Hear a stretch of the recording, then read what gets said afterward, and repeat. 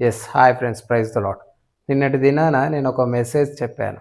అందులో దైవ సేవకుడు తప్పు చేస్తున్న విశ్వాసిని గద్దించకపోతే, హెచ్చరించకపోతే, ఖండించకపోతే ఏమవుతుంది? అందులో నేను చెప్పింది, దైవ సేవకుడు తప్పు చేస్తున్న విశ్వాసిని ఖచ్చితంగా, ఖండితంగా గద్దించాలి. నీవు పాపమన్నా మానేయి, లేదంటే దేవుని మందిరానన్నా మానేయి అని చెప్పి ఖచ్చితంగా, ఖండితంగా గద్దించాలి అని చెప్పి ఆ వీడియోలో నేను చెబుతూ వచ్చాను. ఒకవేళ దైవ సేవకుడు ఖచ్చితంగా, ఖండితంగా అలా తప్పు చేస్తున్న విశ్వాసిని గద్దించకపోతే, హెచ్చరించకపోతే, ఖండించకపోతే ఏమవుతుంది అన్న విషయాన్ని మనం చూసినట్లయితే సంఘం దైవ సేవకుని పైన నమ్మకం కోల్పోతుంది. అలాగే సంఘం ఆధ్యాత్మికంగా బలహీనపరచబడుతుంది. అలాగే సంఘంలో కలహాలు ఏర్పడతాయి. అలాగే సంఘం పాపంలో కూరుకుపోతుంది. అయితే కొంతమంది దైవ సేవకులు ఇలాగా తప్పు చేసే విశ్వాసాలని ఖండించరు, హెచ్చరించరు, గద్దించరు. ఎందుకనంటే ఖండిస్తే, గద్దిస్తే, హెచ్చరిస్తే ఒకవేళ వాళ్ళు మా సంఘానికి రాకుండా వెళ్ళిపోతారేమో, మా సంఘానికి వాళ్ళు రాకుండా ఉంటే ప్రజలు తగ్గిపోతారు, మాకు నష్టమొస్తుంది అని చెప్పి కేవలం తమ స్వలాభం కొరకు, తమ స్వప్రయోజనం కొరకు దేవుని సంఘం పాడైపోయినా పట్టించుకోని దైవ సేవకులను దేవుడు చూస్తూ ఊరికే ఉంటాడా? ఒక్కసారి ఆలోచించండి నా ప్రియమైన దేవుని సంఘం. ఖచ్చితంగా దైవ సేవకుడు తప్పు చేసే విశ్వాసిని, పాపం చేసే విశ్వాసిని ఎలా ఖండించాలి? నువ్వు పాపం మానేసేటట్టయితే మందిరానికి రా, లేకపోతే మందిరమే మానేయి అని చెప్పి ఖచ్చితంగా, ఖండితంగా గద్దించాలి. అలా గద్దించుకోకుండా తమ స్వలాభం కొరకు, స్వప్రయోజనం కొరకు, దేవుని సంఘం పాడైపోయిన పట్టించుకొని దైవ సేవకుల విషయమై దేవుడు ఏం మాట్లాడుతూ ఉన్నాడో ఒక్కసారి ఈ వీడియోలో మనము తెలుసుకునే ప్రయత్నం చేద్దాం. నిన్నటి దినాన తప్పు చేస్తున్న విశ్వాసిని గద్దించకపోతే, ఖండించకపోతే, హెచ్చరించకపోతే దేవుని సంఘం ఏమవుతుందో మనం తెలుసుకున్నాము. ఈరోజు దైవ సేవకుడు ఏమవుతాడో జస్ట్ కొన్ని నిమిషాల్లో, ఒక 2-3 నిమిషాల్లో తెలుసుకునే ప్రయత్నం చేద్దాం. మొట్టమొదట ఒక చిన్న విషయాన్ని నేను మీకు చెప్పే ప్రయత్నం చేస్తాను. ఒక చిన్న స్టోరీ చెప్పే ప్రయత్నం చేస్తాను. అదేంటంటే, ఒక దైవ సేవకుడు తన సంఘాన్ని తీసుకొని కొండ ప్రాంతానికి ప్రార్థన కోసమై వెళ్తూ వచ్చాడు. ప్రార్థన కోసమై కొండ ప్రాంతానికి వెళ్ళినప్పుడు అక్కడ దైవ సేవకుడు ఒక ప్రాంతంలో క్రూర మృగం ఉండడాన్ని చూస్తూ వచ్చాడు. ఆ దైవ సేవకుడు ఆ క్రూర మృగం ఉండే చోటును చూసి, ఆ క్రూర మృగం ఉండే చోటుకి వెళ్ళకోకుండా వేరొక ప్రాంతానికి దేవుని సంఘాన్ని తీసుకొని వెళ్ళి ప్రార్థన చేయిస్తూ ఉన్నాడు. వేరొక ప్రాంతంలో ప్రార్థన చేయిస్తూ ఉన్నప్పుడు ఆ సంఘంలోని ఒక విశ్వాసి ఏం చేస్తూ వచ్చాడు అనంటే, ఆ ప్రార్థన మధ్యలో ఆ విశ్వాసి లేచి ఆ క్రూర మృగం ఉండే చోటు వైపు వెళ్తా ఉన్నాడు. అటువైపు వెళ్తా ఉంటే ఈ యొక్క దైవ సేవకుడు ఏం చేయాలి?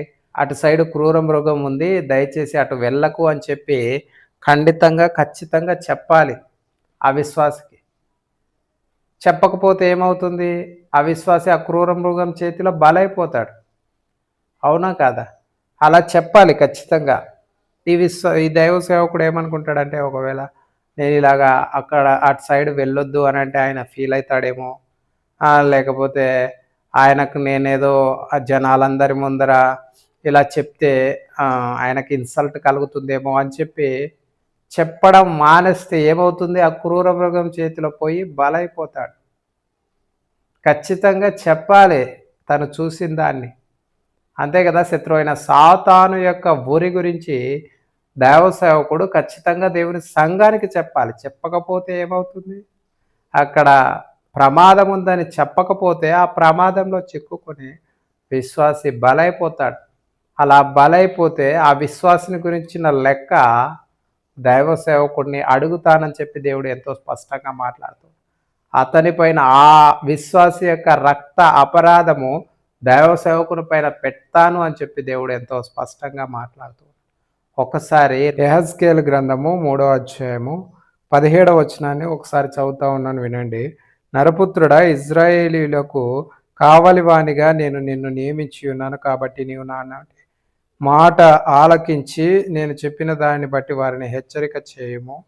అవశ్యంగా నీవు మరణమవుదు అని నేను దుర్మార్గుని గూర్చి ఆజ్ఞ ఇయ్యగా నీవు అతన్ని హెచ్చరిక చేయకయు అతడు జీవించున్నట్లు తన దుర్మార్గతను విడిచిపెట్టవలనని వానికి హెచ్చరిక చేయకయు నుండిన ఎడల ఆ దుర్మార్గుడు తాను చేసిన దోషమును బట్టి మరణమవును గాని అతని రక్తమునకు నిన్ను ఉత్తరివాదిగా ఎంచుదును.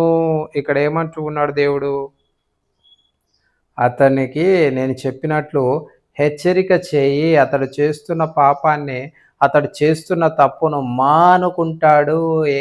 మానుకుంటే నువ్వు చేసిన హెచ్చరికను బట్టి అతడు చేసిన పాపాన్ని, అతడు చేసిన తప్పును పశ్చాత్తాపడి మానుకుంటే అతడు బ్రతికింపబడతాడు. ఒకవేళ నువ్వు హెచ్చరిక చేసినా కూడా అతడు పశ్చాత్తాపడక తాను చేసిన తప్పు నిమిత్తమై, తాను చేసిన పాపం నిమిత్తమై పశ్చాత్తాపడకపోతే అతడు మరణం అవుతాడు.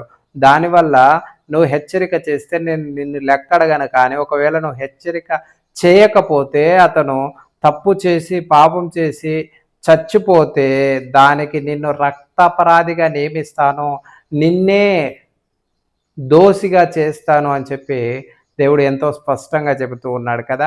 ఈనాడున్న దైవ సేవకులతో కూడా దేవుడు ఇదే మాట మాట్లాడుతూ ఉన్నాడు.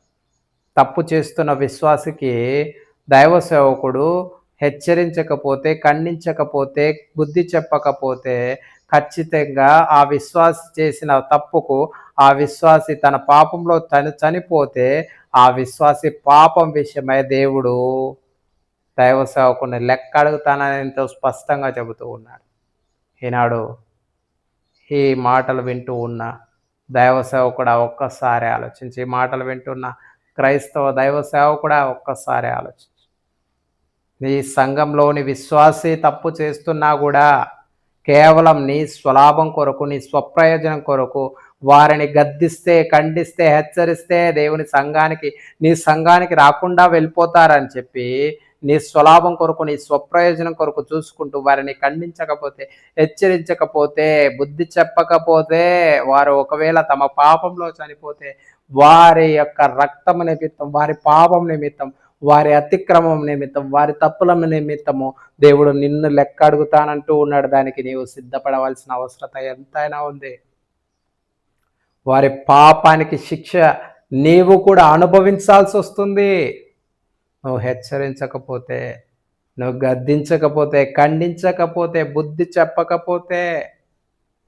కాబట్టి దయచేసి ఎప్పటి నుంచైనా దేవుని సంఘంలో ఎవరైనా ఒక విశ్వాసి తప్పు చేస్తూ ఉంటే దైవ సేవకుడైన నీవు ఖచ్చితంగా ఖండించి, గద్దించి అతన్ని తన పాపం మానుకునేంత వరకు తన కొరకు ప్రార్థన చేస్తూ తన జీవితం పట్ల బాధ్యత కలిగి వ్యవహరించాలని చెప్పి దేవుడు ఎంతో స్పష్టంగా మాట్లాడుతూ ఉన్నాడు. ఒకవేళ నువ్వు చెప్పినా కానీ తను పాపం మానవేయట్లేదంటే స్పష్టంగా చెప్పేయాలి.